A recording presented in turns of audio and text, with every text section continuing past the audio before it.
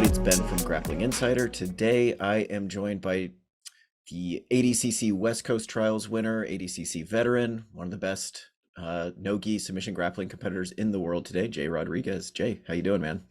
I'm good. How are you? Very good. Thanks for asking, and thanks for giving me some of your time today. I kind of wanted to touch base with you, like no big competitions super recent, no big competitions on the horizon, just to kind of like see where you're at right now. We are a little over a month since ADCC, obviously not the result you wanted. Lost a hard match in the first round to Pedro Mourinho. Now that you've had some time to sit with it, like, how does it feel? What are your takeaways from ADCC? Well, first of all, what a crazy event for just grappling in general. That was wild. For me specifically, I'm happy with the way I performed, but as you know, I'm not.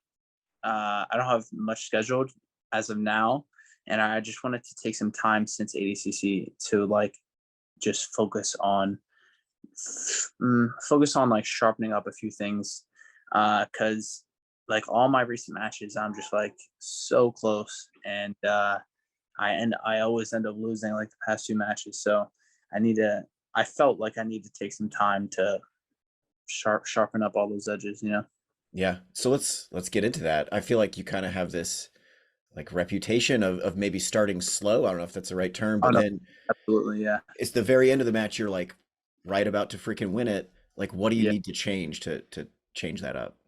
So I think there's a few things. For all around, I just need to get better. Like I'm just not at the level I should be. Like it went from like competing against like average people, and then trials, like I did really good at trials, and now just everyone is world class that I'm competing against. And I just need to get more technical. And on top of that, like I have a really good gas tank, and I tend to be, like you said, I tend to be like a slow starter, and I think I need to have like a really hard warm up before I go out on the mat. Like some people don't even warm up. I need to have a round before I go out and compete, because that's how I have always been, even with like wrestling and stuff. Like I'd be losing and then come back in like the third period and like end up scoring. But I need to stop doing that. It's a bad habit. Yeah, man. I do feel like I wrestled when I was a kid, and I feel like it's weird. A lot of jiu-jitsu guys don't, like, they're just joking around or whatever. It's totally different. Yeah. It's weird. I don't know.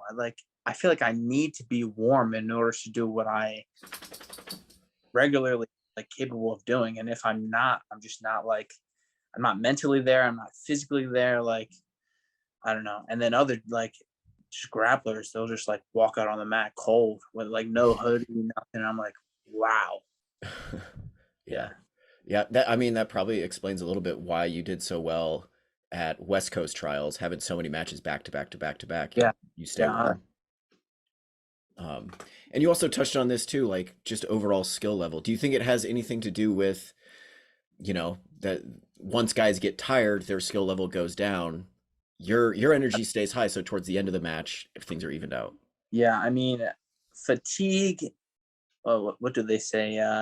Fatigue makes I don't know, wimps of everyone or Cowards, I think. hours. Yeah.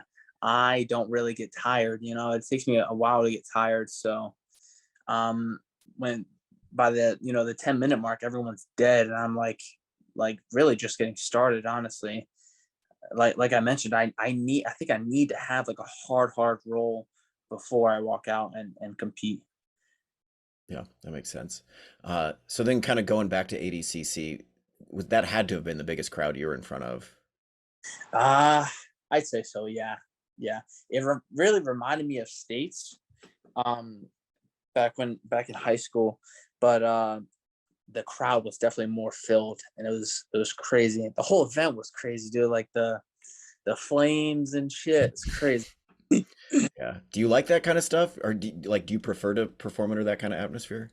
Uh, I think the atmosphere doesn't really affect me because I've competed so much since because I've been wrestling for so long.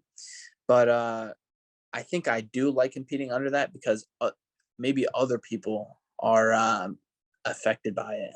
Like a lot of people just like can't compete. Like they might be more talented than me, like in the practice room, but then like when it's time to like compete under the lights, like a lot of people just crumble.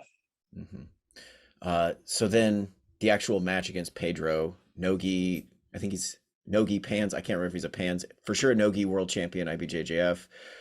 Who's number one champion? How did you feel against him? Obviously, a super close match. Hey everyone, just dropping in real quick to say that if you like this video and you'd like to see us produce more content like this, please hit like below and also subscribe to our YouTube channel. Also, check out grapplinginsider.com for your daily jiu-jitsu and submission grappling news, exclusive interviews just like this one, technical analysis, opinion pieces, and so much more about submission grappling. Finally, our main goal here is to grow the support of submission grappling and jiu-jitsu, so please do your part by supporting the athletes. Go to their seminars, buy their instructionals, follow them on social media, and if you like the interview that you are watching right now, please feel free to reach out to that athlete. Let them know you are a fan. Together, we can make jiu-jitsu huge. Yeah, Thanks. I felt really good. I think I should have been looking back at the match. I think I should have been more confident in my takedowns. By the time I had escaped a bunch of guillotines, and I was like, okay, I know he can't really guillotine me, so I don't know. I just kept doing the same like sort of shot when I should have like just fully committed. And like I remember watching Rotolo in the Absolute fought him, and he just did not respect his guillotines, and he just blasted through him. And it's like I could have done that. I could have done that, but yeah, I just have to make that see that and be able to make that adjustment in the middle of the match. Hmm. For sure. This kind of relates to my next question is like, first of all, you've been doing jiu-jitsu Europe 2 years now total? Yeah, October was 2 full years. Okay. So you're Yeah. like competing at the absolute highest level, you're giving seminars. Do you still have like imposter syndrome? Does it go through your head like, I don't freaking belong here. I'm brand new to this. In a way, yes, but also I had mentioned this somewhere. I said I feel like I know so much, but also so little at the same time, and it's like when we're talking about technique at B team, someone would be like, "Oh, like can you give me advice with this?" But then we're like, "Oh, I don't know what you're talking about. Like I don't know anything about this position," but I really do. Like I don't know. I don't know. Some things I know a lot, and I don't know. It's weird. It's weird. I mean, I think it's crazy that it doesn't seem to, like you said yourself, you compete well. And that's usually when people that have imposter syndrome, which is like everybody basically, that's when they kind of crumble. So you kind of overcome it, it seems. Yeah, yeah. It like I said, it's really I think I compete so well because I've been like under those lights for such a long time since I was, a kid basically, just like competing in high school. I remember I was my first ever match, I was like 6 or 7 years old. I was a kid and I was winning the match, and then I just got nervous and ran off the mat crying. I basically wanted to do the same exact thing like years later, and like I think it was my freshman year. I made it to regions in in Jersey, and I was like, the crowd was like so tall, and I was like, how am I gonna walk out, let alone compete? I was shaking so much, but I've adjusted to that now, thank God. Yeah. So have you felt that in any of your grappling matches? No, not at all. Especially being the underdog. I don't really have any like I'm not really supposed to win. Like I've all my matches I'm really like the underdog. I feel like I mean, you have way less experience than basically everybody you're going against. yeah, for sure. So you kind of mentioned B team a little bit. Can you tell me what it's like to train there? I feel like social media, YouTube, right? It looks like it's always a fun time, but obviously you guys grind and have some hard rounds as well. Like, what is the atmosphere like there?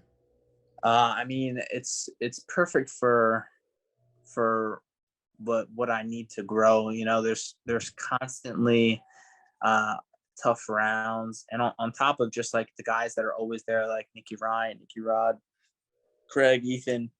Um, there's always like other people from all across the world that are always coming into B team and training with us, and it's really great to see to to experience other like styles, because when you just train at, like, for example, like 10th Planet, you'll be training against like maybe a lot of guys that pull guard, so it's like, okay, I'm just getting like one kind of look, but now it's like, I don't know, you just experience a lot. Like right now, Heisem Rita is there training, and I am so jealous. Like I want to train with him, but I can't because I'm in Jersey for seminars. Yeah. Do you see that video of I think it was Nicky Ryan and Heisem just going Yeah, at it on the feet? I'm sure that made you a little jealous. that's crazy. And Nicky Ryan is like, his both his knees are like messed up, and he's like taking down a heavyweight. It's like, dude, Jesus Christ. It's a maniac. I mean, I think the rounds, I think Flo probably posted a round of you and Nicky Ryan's rolling in advance of ADCC, and it's just bananas. I mean, are you guys always rolling like that? I mean, I tried to. My main goal is to get that bastard tired, because if he's not tired, I can't really do anything, and it's hard to get him tired in 10 minutes. So Yeah, that's fair. And yeah. then I'm also curious, like, what is Craig Jones like as a coach? I also have seen videos of him kind of being a dick to you during rolls. What's he like as a training partner and a coach? I hate training with him because I feel so inferior. I can't do anything at all, and yeah, I mean, I can't do anything. He could kill me if he wanted to. I couldn't do anything about it. But as a coach, he's really good. You know, all the guys are all really good. There's always like a constant group effort of like a lot of times at the end of the training session, we'll all like circle up and we'll like talk about the issues we're having and stuff. And honestly, that's what helps me the most. I feel like, because uh, I don't know, it's not just me problem solving. It's like the whole team is problem solving, Yeah. and huge difference. Yeah, it's like a community effort. It seems Yeah, everybody's kind of the coach there. yeah. So let's talk a little technique. I want to talk about the buggy choke, but first of all, I want to ask, the last time I talked to you, you told me, I think flat out, my guard is awful or I have a total shit guard. Yeah. Is that still the case, or have you evolved your guard game at all? I mean, my guard still heavily relies on the buggy choke. I really just use it like, honestly, it's everyone knows I'm capable of doing the buggy choke. So like people are going to be aware of it. But if you're aware of the buggy choking, that means you're not going to be putting like a bunch of pressure onto me. So then I can like, it gives me a little bit of room to, try to enter legs or wrestle up and stuff. So even if the buggy choke isn't necessarily working, you still use it for other things. But yeah, my guard is absolutely terrible still. Is that coming along? I mean, we just saw your brother, somebody who we think of as just a wrestler, right? Um, do some kind of like triangles, arm bars, all that jazz at Yeah, EBI. yeah. Are you still like working towards a more traditional guard? Uh, I mean, I don't know. I don't know. I mean, right now I'm trying to focus on like just being capable of not getting passed, because I've when I started doing the buggy choke, I'm just like accepting people passing me, because I'm like, okay, I'm gonna get passed either way. Just pass me so I can buggy choke you. But now I'm trying to like to get better at retaining guard, and yeah, and honestly, I want to work on. I've been trying to work on wrestling up as well. A B team specialty, I would say.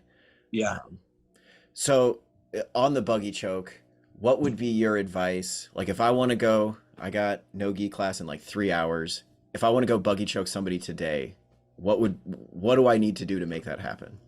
Yeah, so a lot of people are able to get like lock up the buggy choke, but the main issue people have is like finishing it. And like say you just lock up like a standard buggy choke. Um, you have the underhook, you have the gable grip, you have the figure four. A lot of people have the gable grip and they try to like bring it squeeze towards their chest. Honestly, you end up injuring yourself, like injuring your leg, or like there was a guy in an MMA fight tried the buggy choke and snapped his forearm. Like you do not want to do that. So it's more, instead of bringing the gable grip like towards your chest, it's more like say I have it locked up here. You want to bring your shoulder down to your hip, and that just like compresses the area and gives your opponent less like room where his head and his arm is trapped, and eventually they'll tap. And is this, I've seen videos on Instagram of guys going for buggies from the top, from all over the place. Is that realistic? Like, are you hunting buggy chokes everywhere? Yeah, I mean it's everywhere. I'm honestly I'm next week I'll be in Boston filming a buggy choke DVD because I was flying here and I was like, okay, let me write down all the stuff for the buggy choke. It's not going to be that much. I wrote a page. I was like, okay, I'm done. And then I looked through videos of me doing the buggy choke, and I was like, wow, there's so much more stuff. And I ended up writing like 3 or 4 pages of just like all details with the buggy choke. There's a lot of different things. It should be good. I'll check it out. I mean, there's Finnish variations, right? The one you did at West Coast Trials was totally different. Yeah, so that one was, I'm calling that the punch buggy. I had it locked up like just an underhook, and I had the figure four, but I was grabbing my legs.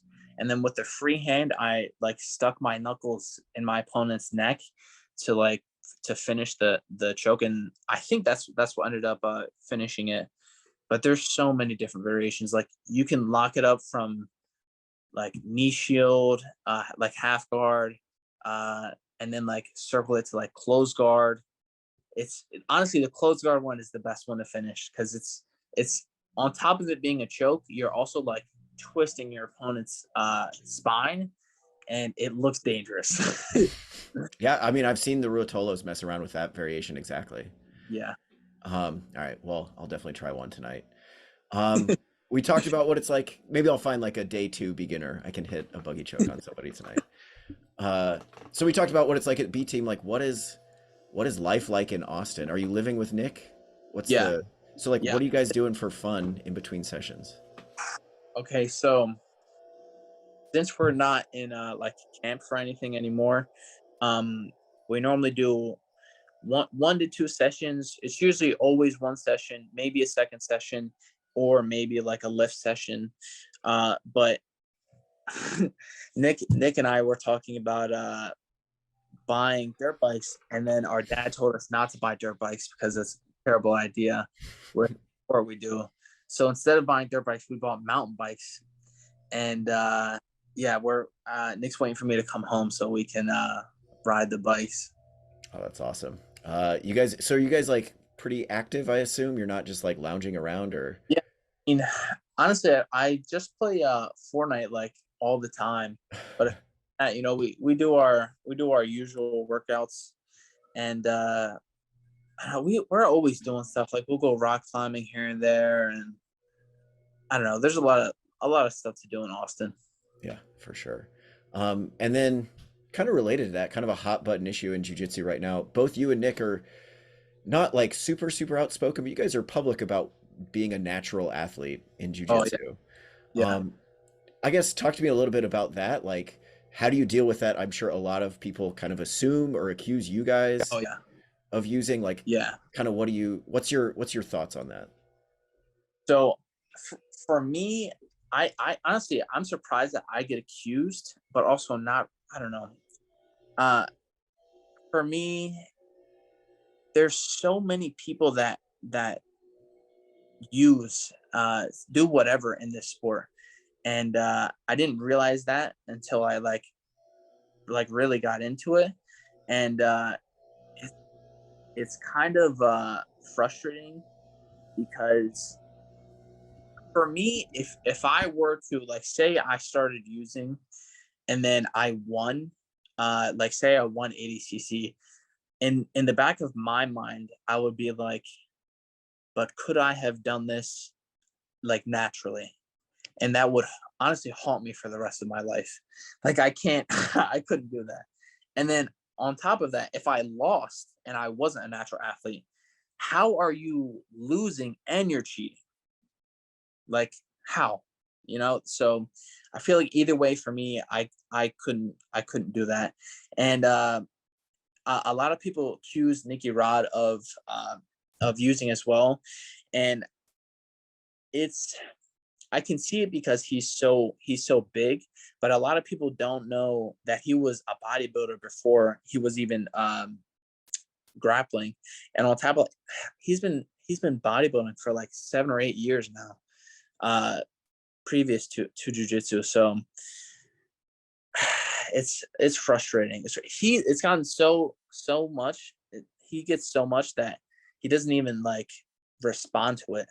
So I responded with defending him because I don't want to hear any of that shit. Yeah, yeah, that makes a ton of sense, man.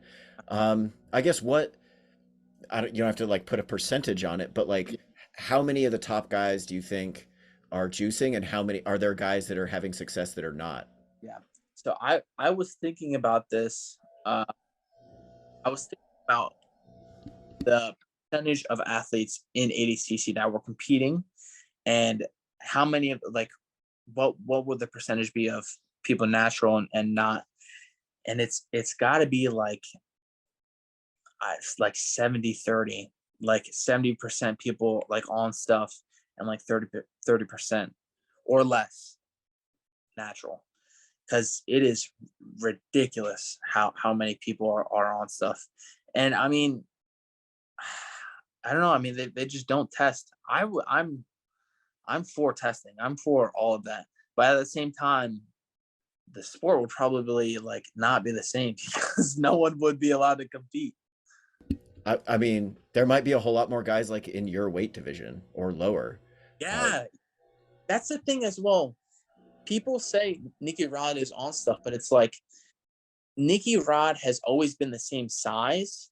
Like his body fat percentage may fluctuate. Like when he was injured, he gained I don't know, 15-20 pounds. And when DDS had moved to Puerto Rico and he was still in Jersey training with us for like a few months, he had also gained a little bit of weight. But aside from that, his body weight has always been the same. His muscle mass has always pretty much been the same.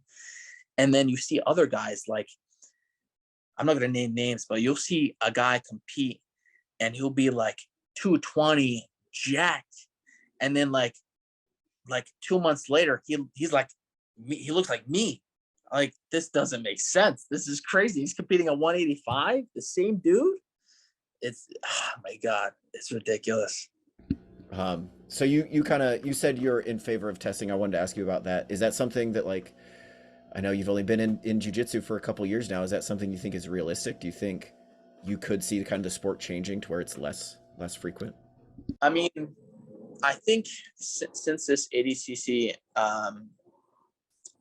there's I'm hearing there's going to be a lot more like bigger promotions and entering and trying to get into the grappling scene. So I think it is a possibility, but if it were to stay how it is with like all the small time promotions and stuff like that, I don't think much testing would be going on. Yeah, I mean, it feels hard, at least right now, for something to realistically change. Yeah. And I guess kind of what kicked that my thought process off on that is war of words going on between Gordon Ryan and Tai Ruotolo right now. Is that a match you'd be excited to see, and do you think it would be competitive? I know some people think that just wouldn't even be close. I don't know. I mean, I think the size difference will make a huge it'll be a big factor in that match on, let alone a natural athlete competing against a non everyone knows Gordon's on stuff, so it's like it's just so frustrating to talk about. But I would want Bertolo to win. That's fair, man. I would love to see you against either of the Ruotolo brothers, to be totally honest. I think I'm I'm close. I'm close. but I really want to focus on like take the next 2 to 3 months and just get better all around, and then like get back into grappling, like competing often. And I'm sure eventually we'll face each other. I would love to compete against either of them. Yeah, that'd be a sweet match. Speaking of other matches, Giancarlo Bodoni and Pedro Mourinho have a match coming up. You've obviously faced both of them. Do you have any predictions or thoughts on that match? I mean, originally I would think Pedro would win, but after Giancarlo's performance at ADCC, like who would ever doubt that? You know what I mean? I mean, he's got to be the he's got to be the favorite in that match. And I think when it goes to the ground, Giancarlo is probably more technical. He probably just has to watch out for Pedro's guillotine. And yeah, I think that's really it. Pedro's he'll make it a fight, but I think Giancarlo can submit someone like that.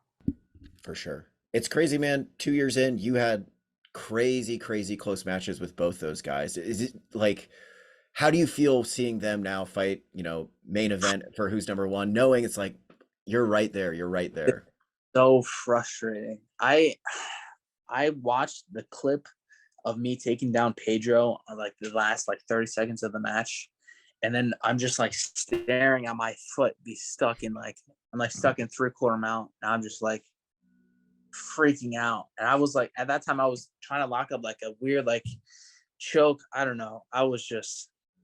It's rough. It's really frustrating. Yeah. I believe it. So you're gonna take a couple months off. It sounds like train, kind of fine tune things. What are the plans for 2023? Any goals, things you'd like to accomplish next year? Make money. I'd like to win a belt. Would be fun. Yeah, that's really it. I want a big like big belt, something like that. But yeah. I mean, you could go and do your local Naga probably and get a belt, but I don't think that's the one you want. All right, man. That's really all I had for you today. Anything else you want to shout out, like sponsors, teammates, anything else? Now is your time. Nicky Ryan, when I come back, you're fucking what else? Level Black. I've always got Level Black stuff on. Oh, we just released our my white set. I love it so much. The moment I joined Level Black, I was telling him, I was like, you need to make a white, like an all white card. And he finally did it. So I love their gear. It's good quality. What else? I think that's all. Jackson Chains. It hooked me up. This is nice. I love it. I never take it off. I think that's about it. That's sweet, man. I'll put the Nicky Ryan call out on Instagram just so everyone can see it. All right, man. Well, again, thanks so much for your time. Look forward to see you compete whenever that happens again. Yeah. All right, cool. Thank you, man.